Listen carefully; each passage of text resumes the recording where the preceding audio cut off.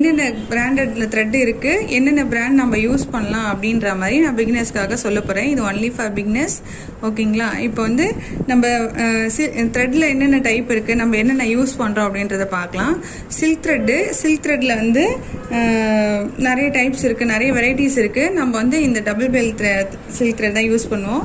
அடுத்து பார்த்தீங்கன்னா சரி த்ரெட் யூஸ் பண்ணுவோம். சரி த்ரெட்லேயே நிறைய கலர்ஸ் இருக்கு.